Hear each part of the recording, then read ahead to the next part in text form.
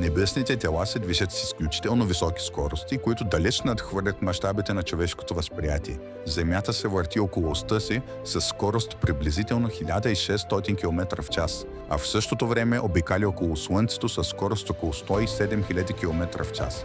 Слънцето, заедно с цялата Слънчева система, се движи в галактиката с още по-голяма скорост, а самата галактика също има свое движение в космическото пространство.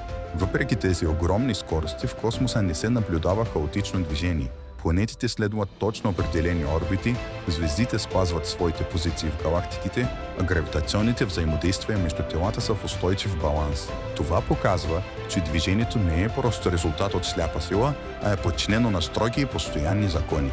За да съществува такъв ред при толкова сложна и динамична система, е необходимо съвършено съчетание между сила и знание. Всяко небесно тяло има точно определена маса, скорост и разстояние спрямо останалите. Дори малки промени в тези величини биха довели до сериозни нарушения в равновесието на цялата система. От тази гледна точка, високата скорост на небесните тела не само показва мощ, но и свидетелства за съществуването на всеобхватно знание, което поддържа реда във Вселената.